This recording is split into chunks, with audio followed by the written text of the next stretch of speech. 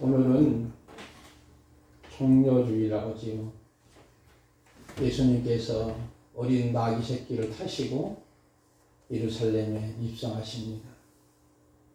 그때 많은 사람들이 예수님을 환영하시지요. 종려나무 가지를 흔들며 자기들의 옷은 길에 깔기도 하고, 그러면서 다윗의 자손 우리 주여 우리를 구원하소서 호산나. 이 호산나란 말은 우리를 구원하여 주옵소서 그런 뜻이지요.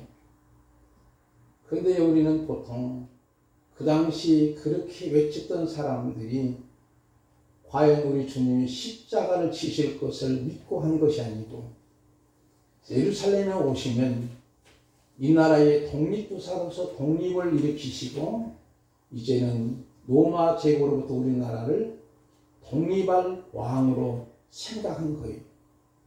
그러니 상당히 예수님과 하나님과의 생각은 차이가 많았어요. 그렇지만 그래도 예수님이 만왕의 왕 되시고 만주의 주가 되시고 온 인류의 구원자가 되신 것을 그들이 찬양하고 있는 거예요. 그들의 속내는 그런 뜻이 아니지만 표현은 바로 그렇게 되고 말았던 것이죠. 그리고 나서 이제 예수님은 한 주간 동안 고난의 길을 가게 됩니다. 그래서 종려주일은 고난주간의 시작을 알리는 주일입니다. 그래서 이번 한 주간에는 무엇보다도 우리는 주님의 십자가의 고난을 깊이 묵상하면서 왜 주님이 십자가에 지셔야만 되겠는가 하는 것을 우리는 깊이 묵상하면서 한 주간을 기도하는 시간으로 지냈으면 좋겠다는 생각을 가져보는 것이죠. 오늘은 이제 주제를 탄식의 기도라는 주제로 말씀을 드립니다. 지난주에는 찬양의 기도입니다. 이제 오늘은 탄식의 기도.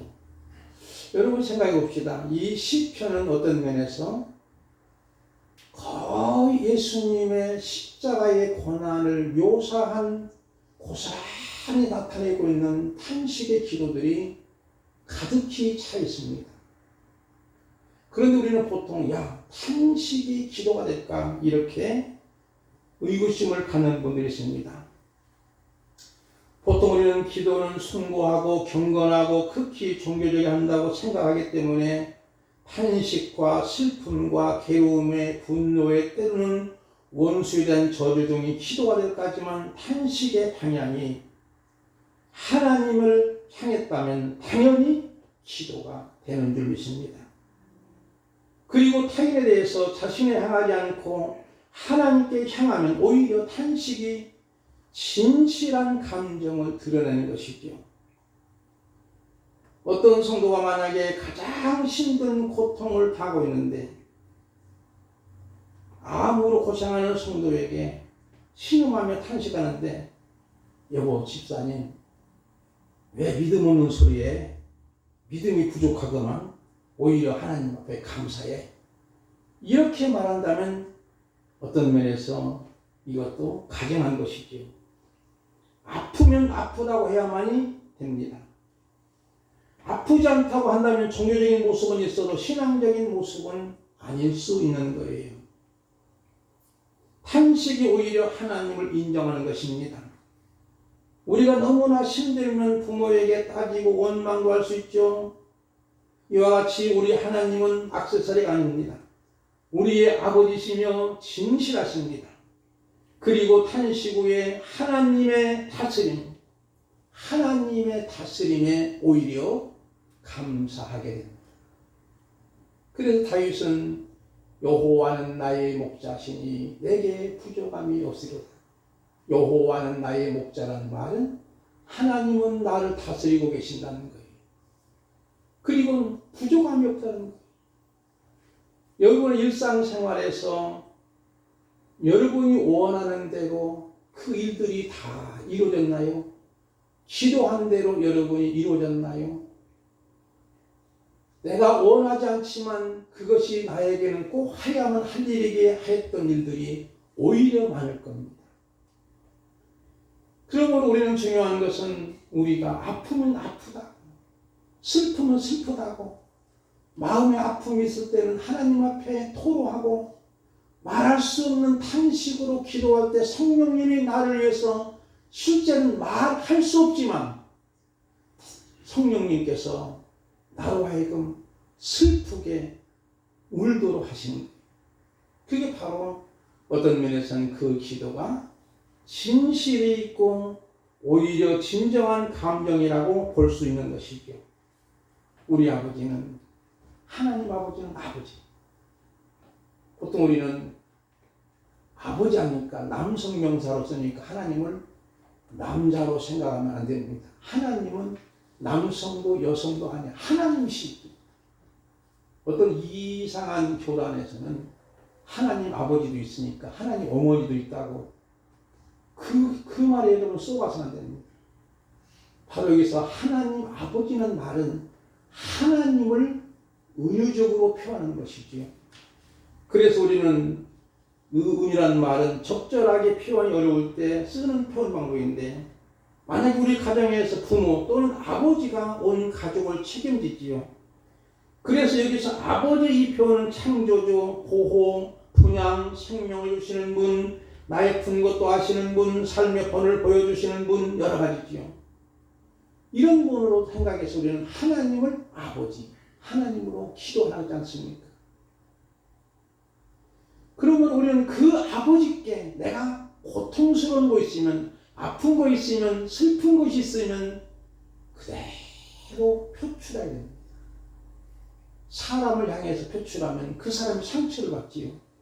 그러나 하나님을 향한다면 그것이 진정한 진실한 감정의 기도가 되고, 하나님은 나를 안아주시고 감싸주시고 싸매주시고 치료해 주실 줄 분명히 믿습니다.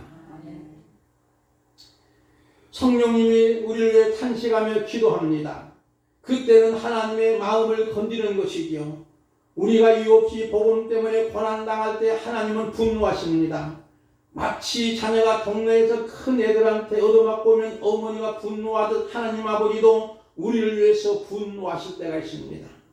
우리가 너무나 잘 아는 로마서 8장 20절 말씀처럼 이와 같이 성령도 우리 연약함을 도우시나니 우리는 마땅히 기도할 바를 알지 못하나 오직 성령이 말할 수 없는 탄식으로 우리를 친히 기도한다 했습니다. 간구하는 거예요. 기도하는데 말이 안 나와. 너무나 고통스러워서, 너무나 슬퍼서. 저는 총각 때 죽을 뻔했었습니다. 아버님이 시골에서 농사 짓는데, 특히 아버님 농사 지면서 옛날에 탈곡기를 하시는데 그 발통기 있지 않습니까? 요즘에는 또 딸딸이가 나오고 기름을 따라오라고 해서 호스로 기름을 이렇게 땡끈 꼽다가 기름이 유로 들어간 게 아니라 폐로만 왈칵이 들어가가지고 오른쪽 폐가 막 아픈 거예요. 근데 그때는 괜찮은데 막 저녁 먹으려고 하니까 막 이 가슴이 얼마나 아픈지, 오른쪽이. 말로 표현한다면은 시골에 보면 아궁이에서 불을 떼려면 부싯당이 있습니다. 쇠로 만든 부싯당이 있어요. 그 부싯당으로 제 가슴을 막 찌르는 것 같아요. 오른쪽. 얼마나 아픈지. 너무나 고통스러우니까 그냥 막 소리만 지르다가 기절하는 거예요. 기절하게 되면 그때서 잠이 들어가는 거예요. 그리고 잠이 깨면, 기절이 깨면 또 아프기 시작하는 거예요. 그런데 그때 기도가 안 되는 거예요. 그냥 통곡만 하는 거예요. 다만 마음속으로 기도는 뭐냐면, 하나님 아버지, 내가 너무 아프니 기왕에 나를 데려가려면 빨리 좀 죽게 해주세요. 그랬습니다. 너무 아프니까 빨리 좀 죽게 해달라고 기도한 거예요.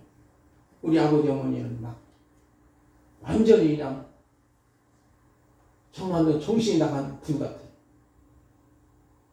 그래서 저는 이제 병원에 가자고 하는데, 병원에 가면 시골에서 무슨 돈이 있어야 돼. 아버님이 근근하게 사시는데 병원에도 못 가고 끙끙 앓고 있는데 아버님이 어느 한약방에 가서 약을 지어온 거예요. 근데 그분이 술을 잘 먹는 분이. 그러니 그런 얘기를 하니까 그분이 그러더래요. 아버지 이름 부르면서 자네 아들 큰일 났네. 안 됐구만. 그러더라는 거예요. 그렇지만 내가 한번 약은 한번 줘주지. 약을 3봉지를 줘주는 거 옛날 한약방이니까. 유리창원에서 줘줬다는 거예요. 술을 잔뜩 먹어놓고 자기도 모르게 그냥 약상자에서 약을 꺼내가지고 이렇게 줘줬다는 거예요. 아버지는 또 그것도 모르고 이제 그냥 먹으면 낫는 줄 알고 또 데려다 준 거예요. 근데 이상한 것은요, 그 약을 데려가지고 우리 어머니가 정성을 들였는지 모르지만 대접에다 하나 갖다 주더라고, 짜가지고. 그걸 먹고 나니까 이 아픔이 참 많아더라고요. 2번, 3번 또 재탕해서 먹고 그러니까 나중에는 띠끔거리기만 하는 거예요. 이야, 놀라운 거예요. 그때 깨달은 거 있어요. 제가 주일학교 부장 선생님이었는데 아버님의 강요로 때문에 제 의도는 아니지만 주일 성수를 못하는 거예요. 아이들을 가르쳐야 할 사람이 막 바쁘니까. 그러다 보니까 이제 몇 주간 빠져요. 그럼 동네 사람들이 옛날에 시골에서 총탑이 있어가지고 종을 칩니다. 11시에 예배 드리면 10시 반에 첫 종을 쳐요. 땡그라 땡그라. 그러면 사람들이 야 주일아 너 교회에서 오라고 한다. 걸려주는 거예요. 이제 또 2번째 치면 빨리 오라고 한다 그러거든요. 근데 못 가는 거예요. 아버님의 그 성화 때문에.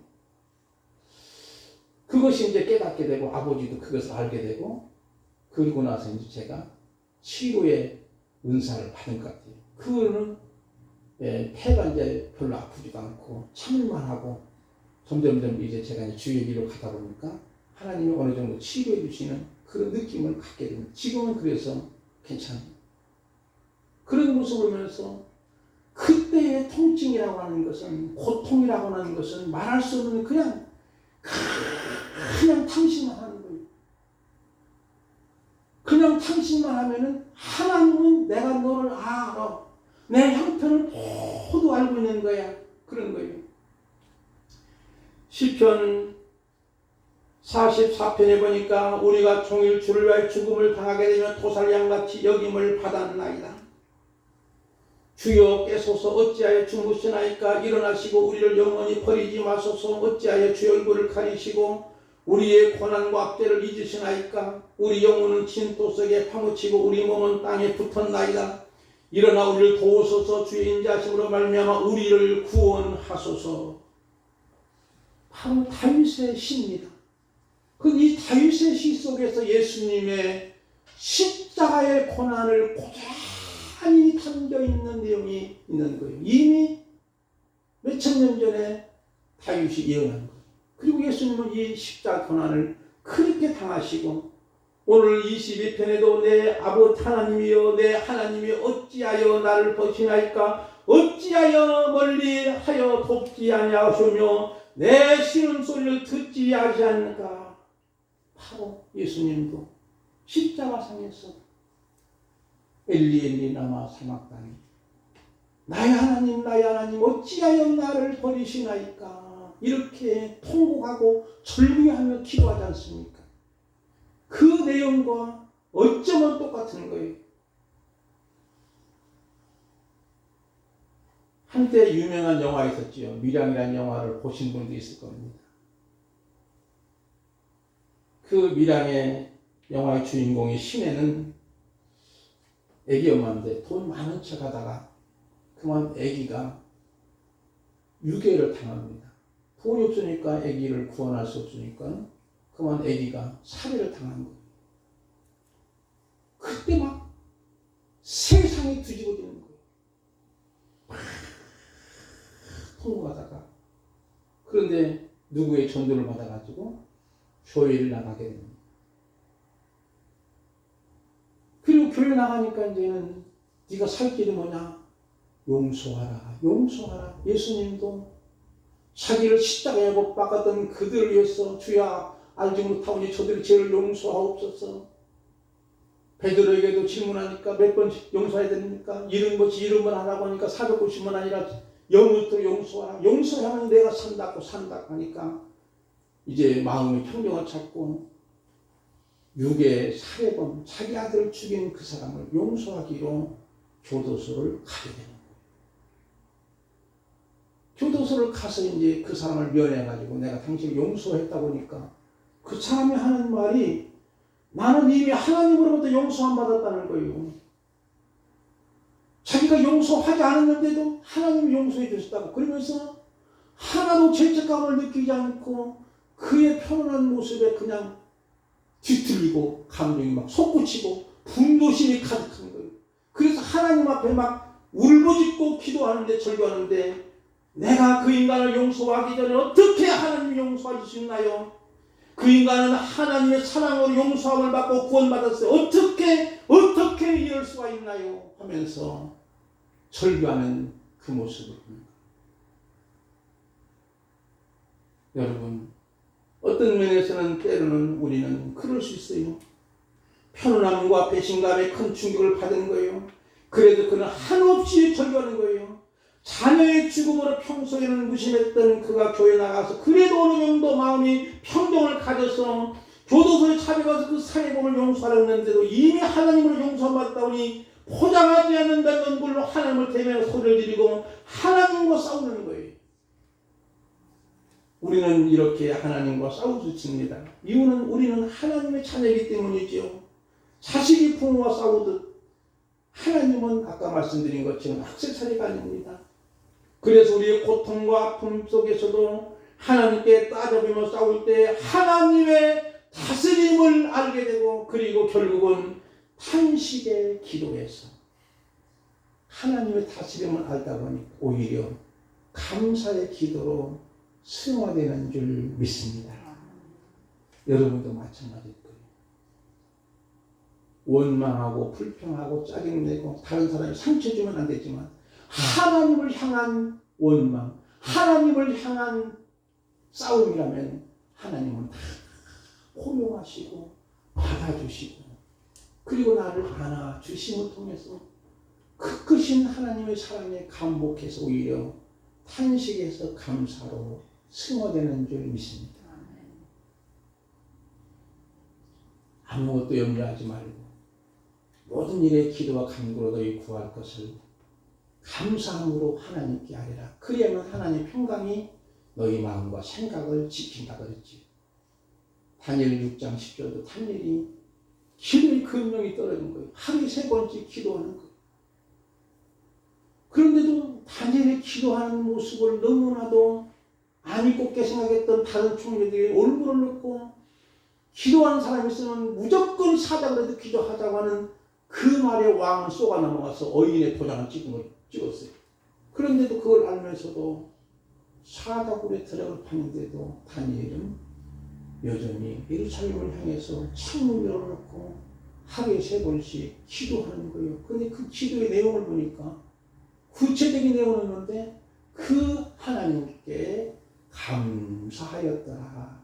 따라합시다. 그 하나님께 감사하였더라. 탄식이 감사로 승화되는 줄 믿습니다. 21편 오늘 말씀이지요. 나는 벌레요 사람이 아니라 사람이 비방거리요 백성이 조롱거리다. 나를 보는 자는 다 나를 비웃으며 입술을 삐죽거리며 머리를 흔들며 말하며 그가 여호와께 의탁하니 구원하실 걸 그를 기뻐하시니 건지실 걸 하나이다. 이 시는 아까 말씀드린 것처럼 다윗이 가장 비참한 상황에 빠질 때 시입니다. 본시는 예수님의 십자가의 고난이 고스란히 담겨 있습니다. 예수님도 십자가 앞에 두고 탄식기도 하십니다. 우리 속에 그리스도의 고난당함이 그대로 담겨 있습니다. 다윗이 가장 처절한 고난은 언제냐면요. 사울왕이 자기를 죽이려고 추격합니다. 정의군이 3,000명 물고. 그래도 다윗은 1등 공신인데도 왜? 시기와 질투 때문에 사울왕은 악령이 들려가지고 다윗을 죽이려고 합니다. 다윗을 죽여야만이 내가 왕위에 든든하겠다 생각하는 그런 모습 때문에 그때 다윗이 살고자 해서 자기 나라 땅에서는 기거할 곳이 없는 거예요. 그래서 오히려 원수의 나라 블레셋에 가서 살하게 그를 망명하는 거예요. 가보니까 자기를 알아보는 거예요. 블레셋 사람들이. 그래가지고 거기에 블레셋에 있는 아비멜렉 사람 앞에 미친 채를 하는 거예요. 살기 위해서. 그런 상황에서 쓴 시가 바로 본시입니다. 그런 면에서 우리가 중요한 것은 그러면 왜 이렇게 우리가 고통과 비참한 가운데 있나요? 왜냐하면 세상은 존재 차원을 공격합니다. 부정합니다. 세상은 정치적으로, 문화적으로, 법률적으로 압박합니다. 그것은 세상이 악하기 때문이지요. 마태복음 27장 예수님의 십자가의 고난 속에서 그때 예수와 함께 강도 둘이 십자가에 못 박혔나니 하나는 못 박힌 하나님 우편에 하나는 좌편에 있더라. 지나간 자들이 자기 머리를 흔들며 예수를 모욕하여 이르되 성전 얼고 사흘에 짓는 자여 내가 만일 하나님의 아들이거든 자기를 구원하고 십자가에 내려오라 하며 십자가에 내려오라 하는 거예요. 조롱하는 거예요. 이것은 마귀가 시험하는 거예요. 예수님이 마태복음 4장에서 보면 돌덩이 가지고 떡덩이 되게 하거라. 네가 하나님의 아들이면 그러잖아. 네가 하나님의 아들이면 여기서도 네가 하나님의 아들이면 십자가를 꺾어버리고 십자가를 분질러버리고 거기서 내려오면 되지 않겠느냐는 거예요. 능력의 종교라는 책이 나옵니다. 무슨 책인가 했더니 예수님이 십자가에 달리신 거예요. 근데 갑자기 예수님이 십자가에 못 박아 달렸는데 막 갑자기 예수님이 막 근육이 막 발전되고 막 이 근육이 발전 소리가 욱 하니까 십자가에 모든 걸 끊어지는 거예요. 그리고 내려온다. 여러분 그걸 원하십니까? 아니잖아요. 우리의 죄를 그대로 담당하시는 거예요. 예수님이 능력이 부족해서 십자가를 지셨을까요? 아니에요. 우리의 죄악 때문에 주님은 그대로 고난과 고통과 아픔과 그 모든 모욕과 그 실험과 조롱과 침뱉음을 다 당하신 거예요. 우리가 당할 것을, 우리의 죄 문제로 우리가 당할 것을 주님이 대신 당하신 것을 보는 거예요. 그래야만 우리의 구원을 이루기 때문에 주님은 그 십자가에 있을 때 바로 내가 하나님의 아들이면 십자가에 내려와 너도 구원하고 나도 좀 구원해. 이 강도가 이렇게 조롱하지 않습니까? 여러분 우리는 벌레 취급을 받아도 우리는 하나님의 자녀인 줄 믿습니다. 사실 다윗이 무능할까요? 아닙니다. 얼마든지 사울왕을 죽일 수 있는 기회가 있었지만 사울왕을 죽이면 그의 모든 부하들도 죽여야 하고 비극이 일어나지요. 그래서 사울을 죽이지 않았지요. 벌레 취급 받을지라도 하나님의 자녀로 참아내면 반드시 언젠가 승리하게 되는 줄 믿습니다. 그래서 다윗은 이런 상황 속에서 우리가 너무나 잘 아는 시편 18편 1절에 나의 힘이 되신 여호와여 내가 주님을 사랑합니다 고백하지 않습니까? 그 다음에는 부정적으로 세상은 비운대요. 다윗이 추격을 받을 때 자신을 공격해 죽이는 사울왕을 죽일 수 있는 기회도 2번 있었지요. 하나님의 기름 부은 자를 손댈 수 없었던 것이죠. 만약에 아까 말씀드린 것은 사울을 죽이면 사울의 부하를 다 죽이고 결국은 나라가 쪼개질 수 있는 거잖아요. 이 아픔을 딛고 탄식하지만 결국은 하나님의 다스림에 탄식하며 감사합니다. 오늘 우리는 예수님은 자신을 위해 능력을 사용하신 것이 아니고 오직 우리를 위해서 나를 위해서 능력을 사용하셨지요. 오늘의 우리의 탄식의 기도가 어떻게 보면 예수님의 아픔인 줄 믿습니다. 내가 탄식할 때 예수님의 겟세마네 기도의 그 아픔과 십자가의 그 당하신 고통을 나도 어느 정도 체험하면서 느끼는 것이지요. 왜 하나님의 몸으로 사람의 몸으로 오셨을까요? 우리의 똑같은 몸입니다. 여러분이 하나님이 말씀이 육신이 되어 우리 가운데 거하시네. 바로 말씀이 육신이 되어 우리 가운데 거하는 거예요. 그 몸으로 그대로 오신 것은 우리가 당할 고난을 그대로 체험하신 거예요. 하나님이시면서 참 사람으로 이 땅에 오신 것이죠.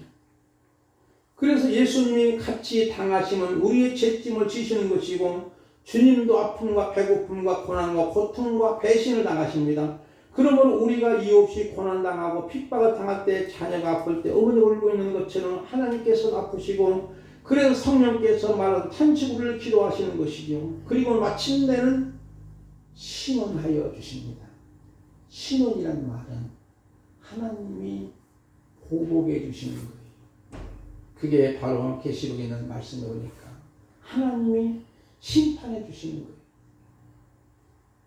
이같이 하나님의 때가 되면 성도들의 눈물의 기도의 응답으로 우리의 존재를 부정하던 자들, 비웃는 자들을 심판당함을 미리 보므로 하나님이 주신 하늘의 평화를 경험하게 되는 줄 믿습니다. 그래서 시편 4편 7절 보니까 주께서 내 마음에 두신 기쁨은 그렇게 말합니다. 그들의 곡식과 새 포도주가 풍성할 때보다 더 기뻤다는 거예요. 내가 편안히 눕고 자기도 아뢰니 나를 안전히 살게 하시는 이는 오직 여호와라고 했습니다. 다윗은 쫓겨다녀도 하나님 주시는 기쁨이 최고임을 알았습니다. 우리의 상처가 별이 되는 방법은 바로 탄식에서 찬양하고 감사의 기도가 되는 것이죠. 반드시 성도들은 신원을 들어주십니다. 승리케 하시는 하나님을 이제는 탄식에서 감사기도 되시기를 주님의 이름으로 축복을 드립니다. 기도하겠습니다.